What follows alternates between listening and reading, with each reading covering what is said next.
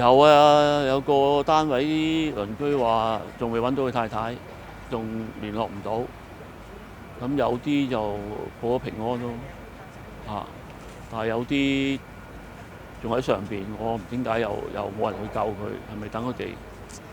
唉，係咪等佢哋點樣處理咧？有啲我知道有啲我哋啲業委同事，佢係有個 BB， 佢係老人家，咁我都覺得都唔知，我哋都做唔到。我頭先打電話俾佢，仲喺屋企嘅。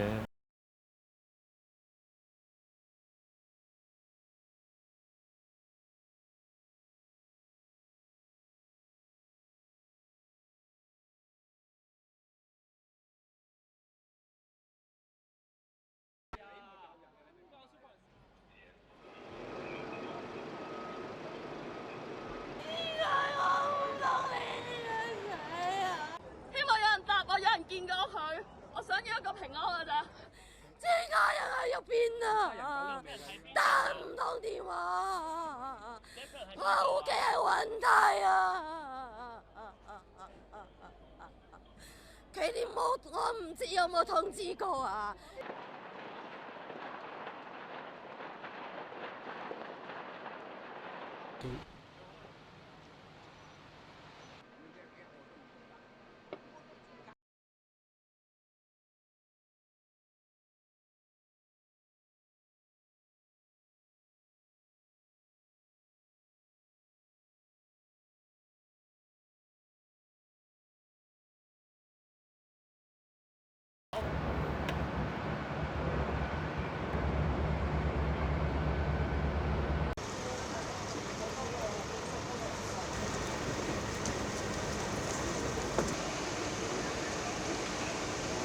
根據消防處喺進行滅火同埋搜救嘅過程之中呢，係發現建築物喺嘅外牆係有一啲安裝咗嘅保護網啦、保護膜啦、防水帆布、塑膠布，係懷疑咧係未符合呢個防火嘅標準嘅。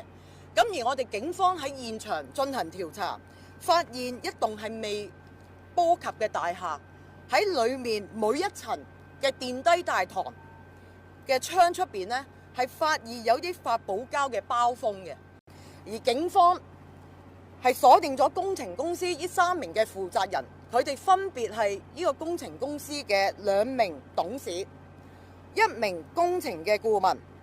而喺較早前大概凌晨2點，我哋分別喺大埔、牛頭角、新蒲崗拘捕咗3名本地嘅男子，涉嫌誤殺。而年齡係介乎52至到68歲嘅，而佢哋係仍然係被警方扣留進行調查。我係極度重視今次嘅事件，我已經指示政府各個部門同埋單位全力進行多方面嘅工作。首先嘅工作，最首要嘅工作就係撲滅咗今次嘅火災，同埋救援被困嘅居民。第二係救治傷者，第3係支援善後。跟住我哋會作全面嘅調查。